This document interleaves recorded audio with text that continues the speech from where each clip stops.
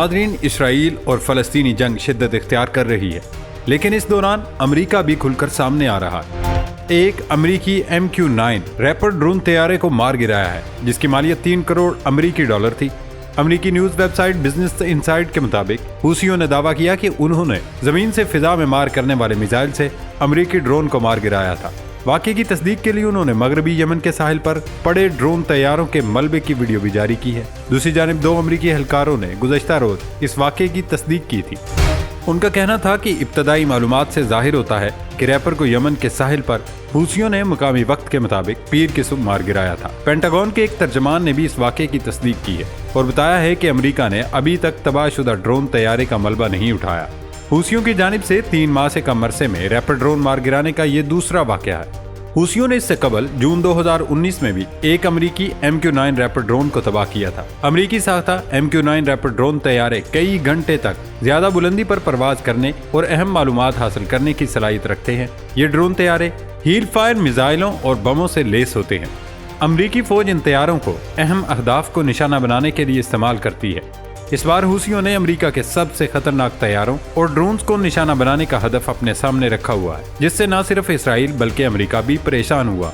दूसरी तरफ इसके जवाब में इसराइल ने लबनान में 2 बड़े हमले किए हैं। लबनान के सरकारी मीडिया का कहना है कि इसराइल ने उसके जनूबी हिस्से में वाक़े साहिली शहर सैदा के करीब कम से कम 2 फिजाई हमले किए हैं। अरब न्यूज़ के मुताबिक हमास की इत्तेहादी हिजबुल्लाह और उसके सख्त दुश्मन इसराइल के दरमियान 7 अक्टूबर को गजा में छिड़ने वाली जंग के बाद से तकरीबन रोज ही फायरिंग का तबादला हो रहा है। लबनान की नेशनल न्यूज़ एजेंसी की जानिब से दी गई रिपोर्ट में बताया गया कि पीर को इसराइल के जहाज़ों ने गाजिया कस्बे पर फ़िज़ाई हमले किए, जिनमें एक गाड़ी को निशाना बनाया गया और इसके बाद एम्बुलेंसेज को उस मकाम की तरफ तेजी से जाते हुए देखा गया। रिपोर्ट में इसके अलावा मजीद तफसीलात नहीं बताई गई। इसराइल के फौजी तर्जमान अविचाई इदराई का कहना है कि फोर्स ने लबनान में सैदा के करीब हिजबुल्लाह के गोदामों को निशाना बनाया। ये बीमारी दुश्मन की जानिब से ड्रोन के जरिए धमाकों के जवाब में की गई है, जिसका मलबा आज सफर तिब्रिया के इलाके से मिला था। तर्जमान का मजीद कहना था कि आइंदा भी हिजबुल्लाह के हमलों का जवाब पूरी ताकत के साथ दिया जाएगा। इसराइली फौज के रेडियो की जानिब से भी तस्दीक की गई है कि फौज ने हिजबुल्लाह के इंफ्रास्ट्रक्चर को निशाना बनाया। हिजबुल्लाह की जानिब से हमलों के बारे में कोई दावा या तबसरा सामने नहीं आया। फ्रांसीसी खबर रसां इदारे एसोसिएटेड प्रेस के फोटोग्राफर का कहना है कि उन्होंने गाजिया के इलाकों में 2 बड़े धमाके सुने, जिनके बाद धुएं के बादल उठते देखे गए। दोनों हमले ड्रोन्स के जरिए किए गए, जिनमें गाजिया हाईवे की दोनों अतराफ में मकामात को निशाना बनाया गया। ये इलाका जनूबी इलाके सैदा से मुत्तसिल है। AFP के मुताबिक पहले हमले में गोदाम को निशाना बनाया गया जहां टायर्स और जनरेटर्स बनाने का काम किया जाता था, जबकि दूसरा हमला एक ऐसी फैक्ट्री पर किया गया जहां टाइल्स बनाने का काम किया जाता था। धमाकों के बाद दोनों मकामात में आग लग गई और बड़े पैमाने पर तबाही हुई। जख्मी होने वालों को सैदा के अस्पताल मुंतकिल किया गया। रिपोर्ट में बताया गया कि जिन मकामात को निशाना बनाया गया उनके मालिकान मुकामी लोग हैं, जिनमें से एक का नाम खलीफा है जबकि दूसरे मालिक का नाम लैला बताया गया। टायर बनाने वाली फैक्ट्री के मालिक का कहना है कि हमले में दफातर और बड़ी तादाद में जनरेटर्स को निशाना बनाया गया जो मुकम्मल तौर पर जल गए। उनका यह भी कहना था कि इनकी फैक्ट्री में किसी किस्म के कोई हथियार नहीं रखे गए। एक सोर्स ने अरब न्यूज़ को बताया कि ये दोनों अफराद अमेरिका की उस लिस्ट में मौजूद हैं जिन पर दहशतगर्दी के लिए माली मदद फराहम करने के इल्जामात हैं। हालिया महीनों के दौरान होने वाले फायरिंग के तबादले ज्यादातर इसी इलाके में हुए हैं। सोशल मीडिया पर एक वीडियो भी गर्दिश कर रही है जिनमें देखा जा सकता है कि हमलों के बाद 2 मकामात से धुएं के बादल उठ रहे हैं। और नाजरीन, इस पूरे मंजरनामे में इसराइल के ही एक खुफिया अफसर ने नेतन्याहू से मुतालिक बड़े इंकशाफात किए। कहानी कुछ यूं है कि इसराइल के एक साबिक सीनियर इंटेलिजेंस अफसर ने कहा कि गुज़श्ता साल अक्टूबर में हमास के हमले से बरसों पहले इसराइल के वज़ीर आज़म नेतन्याहू ने हमास की मालियाती इमदाद को रोककर उसे भूखा मारने का मौका खुद गंवा दिया था। यानी नेतन्याहू खुद हमास को इस कदर ताकतवर करने के जिम्मेदार हैं। इंटेलिजेंस अफसर ने BBC को बताया कि उन्होंने नेतन्याहू को मशवरा दिया था वो हमास की आमदन को निशाना बनाए। उनका ख्याल है कि हमास की आमदन के बहाव पर कदगन लगाने से ग्रुप की फौजी तश्कील में रुकावट पैदा होती, लेकिन उन्हें अफसोस है कि उनकी फराहम करदा इंटेलिजेंस पर कार्रवाई नहीं की गई क्योंकि नेतन्याहू हमास को अपने इंतखाबात के लिए इस्तेमाल करना चाहते थे। जब नेतन्याहू ने कोई कार्रवाई नहीं की तो गुज़श्ता साल अक्टूबर کہ حملے میں حماس کے مسلح جنگجوؤں نے جنوبی اسرائیل میں داخل ہو کر تقریباً 1200 فوجیوں کو ہلاک اور 250 سے زائد کو یرغمال بنا لیا تھا، جن میں سے 130 یرغمالی اب تک حماس کے پاس ہیں۔ اس حملے کے جواب میں اسرائیل نے فوجی کارروائی کی۔ وزارت صحت کا کہنا ہے کہ اسرائیلی حملے میں اب تک 29,000 لوگ مارے جا چکے ہیں، جن میں کثیر تعداد میں بچے بھی شامل ہیں۔ 2016 تک اسرائیل کی جاسوس ایجنسی موساد میں اقتصادی جنگ کے سربراہ رہنے والے لیوی کہتے ہیں کہ انہوں نے اسرائیلی وزیر اعظم نیتن یاہو کو کئی بار بتایا کہ اسرائیل غزہ پر کنٹرول رکھنے والی تنظیم حماس کو صرف مالی وسائل سے کچل سکتا ہے، اس کے علاوہ کوئی آپشن نہیں۔ جب ان سے پوچھا گیا کیا وہ سمجھتے ہیں کہ حماس کے مالی معاملات سے نمٹنے میں نیتن یاہو کی مبینہ ہچکچاہٹ اور 7 اکتوبر کو ہونے والے حملے کے درمیان کوئی تعلق ہے، تو اس پر انہوں نے اتفاق ظاہر کیا۔ انہوں نے کہا کہ جی ہاں بالکل ہے، اس بات کا بہت اچھا موقع تھا کہ ہم غزہ میں جانے والے بہت سارے پیسوں کو روک سکتے تھے، اور یہ کہ حماس نے جو افریت بنایا وہ شاید ویسا نہیں ہوتا جس کا ہم نے 7 اکتوبر کو سامنا کیا۔ لیوی کا کہنا ہے کہ حماس کو غزہ کے نیچے سینکڑوں کلومیٹر طویل سرنگیں بنانے اور تقریباً 30,000 فوجیوں کی تنخواہ کے لیے لاکھوں کروڑوں نہیں بلکہ اربوں ڈالرز کی ضرورت تھی۔ انہوں نے سن 2014 میں وزیر اعظم نیتن یاہو کے ساتھ ایک مبینہ متعدد ملین ڈالر کی سرمایہ کاری کے پورٹ فولیو پر بات کی، جس پر اسرائیلی انٹیلیجنس کے مطابق حماس کا کنٹرول تھا اور وہ ترکی سے باہر چلایا جا رہا تھا۔ دوستو، جیسا کہ آپ جانتے ہیں، حماس اسرائیل کے وجود کے حق کو مسترد کرتا ہے اور اس کی تباہی کے لیے پرعزم ہے۔ وہ محض ایک فوجی طاقت سے کہیں زیادہ ہے۔ یہ ایک سیاسی تحریک ہے جس کی مالی مدد غزہ سے باہر تک پھیلی ہوئی ہے۔ خفیہ افسر کا الزام ہے کہ مشرق وسطیٰ اور شمالی افریقہ میں تقریباً 40 کمپنیاں ان کے پورٹ فولیو میں شامل ہیں۔ ان ممالک میں سعودی عرب، الجزائر، سوڈان، مصر، خلیجی ممالک اور ترکی بھی شامل ہیں جو ان کو فنڈز دیتے ہیں۔ ان دستاویزات میں درج کمپنیوں میں سے 6 کو امریکی وزارت خزانہ نے سن 2022 سے براہ راست یا بالواسطہ طور پر حماس کی ملکیت یا کنٹرول کے طور پر نامزد کیا ہے، اور امریکہ نے پابندیاں لگا کر ان کی تجارت کی صلاحیت کو محدود کر دیا ہے۔ لیکن اس سے قبل امریکہ اور اسرائیل نے خود انہیں استعمال کیا اور اپنے مقاصد حاصل کیے گئے۔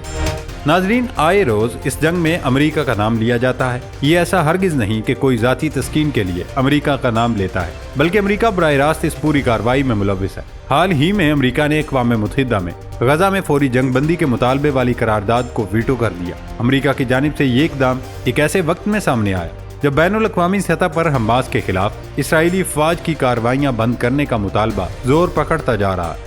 ویٹو کا مقصد یہ ہے، اقوام متحدہ میں امریکہ کے پاس کئی ممالک جتنی طاقت ہے، وہ اقوام متحدہ کو فنڈ کرنے والا سب سے بڑا ملک ہے۔ کیوں جب کوئی قرارداد پیش ہوتی ہے تو امریکہ اگر ویٹو کر دے تو وہ قرارداد منظور نہیں ہو پاتی۔ اب یہ قرارداد اسرائیلی فوج کی کارروائیاں روکنے کے لیے پیش کی گئی تھی۔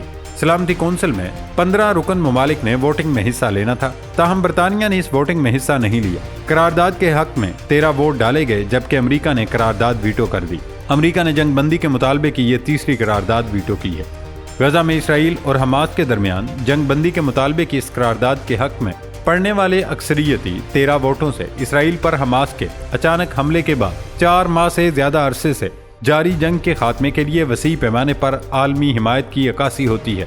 امریکی سفیر لنڈا تھامس گرین فیلڈ نے کہا کہ بائیڈن انتظامیہ اس قرارداد کو ویٹو کر رہی ہے کیونکہ اس سے دونوں فریقوں کے درمیان معاہدے کے لیے جاری امریکی کوششوں میں مداخلت ہو سکتی ہے، جس سے کم از کم 6 ہفتوں کے لیے لڑائی رک جائے گی اور حماس کے 7 اکتوبر کے حملے کے دوران اغوا کیے گئے تمام یرغمالیوں کو رہا کرا دیا جائے گا۔ ووٹنگ سے قبل ایک حیران کن قدم اٹھاتے ہوئے امریکہ نے اقوام متحدہ کی سلامتی کونسل میں ایک اور قرارداد پیش کرنے کا اعلان کیا، جس میں کہا گیا ہے کہ غزہ میں عارضی جنگ بندی کی حمایت کی جائے گی، جس کا تعلق تمام یرغمالیوں کی رہائی سے ہوگا اور انسانی امداد کی فراہمی پر عائد تمام پابندیاں اٹھانے کا مطالبہ کیا جائے گا، یعنی یرغمالیوں کو بازیاب کرانا، مزید امداد اور اس تنازع کو طویل عرصے تک روکنا۔ دوسری طرف چین نے اقوام متحدہ میں اسرائیل اور حماس کے درمیان جنگ بندی کے لیے لائی جانے والی قرارداد کو امریکہ کی جانب سے ویٹو کیے جانے پر شدید مایوسی کا اظہار کیا۔ برطانوی خبر رساں ادارے روئٹرز کے مطابق اقوام متحدہ میں چین کے نمائندے جانگ جون نے سلامتی کونسل پر زور دیا کہ معاملے کو جنگ بندی کی طرف بڑھایا جائے، کیونکہ یہ کونسل کی ذمہ داری ہے جس سے یہ پیچھے نہیں ہٹ سکتی۔ جانگ جون نے کہا، چین امریکہ کے ویٹو پر عدم اطمینان اور شدید مایوسی کا اظہار کرتا ہے۔ جانگ جون کا مزید کہنا تھا، امریکہ کے ویٹو سے غلط پیغام گیا ہے جس سے غزہ میں صورتحال مزید خطرات کی طرف بڑھے گی۔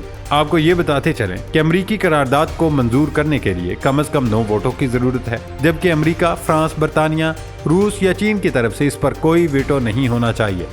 امریکی قرارداد کے مسودے کے مطابق موجودہ حالات میں رفح میں ایک بڑی زمینی کارروائی کے نتیجے میں شہریوں کو مزید نقصان پہنچے گا اور وہ ممکنہ طور پر پڑوسی ممالک میں نقل مکانی کرنے پر مجبور ہو جائیں گے۔ اسرائیل نے رفح پر حملہ کرنے کا منصوبہ بنایا ہے۔ رفح میں غزہ کے 10 لاکھ سے زیادہ متاثرہ شہریوں نے پناہ لی ہوئی۔ اسرائیلی منصوبے سے بین الاقوامی سطح پر تشویش پیدا ہوئی ہے کہ اسرائیلی حملہ غزہ میں انسانی بحران کو مزید سنگین کر دے گا۔ اقوام متحدہ نے بھی خبردار کیا ہے کہ یہ اسرائیلی منصوبہ قتل عام کا باعث بن سکتا ہے۔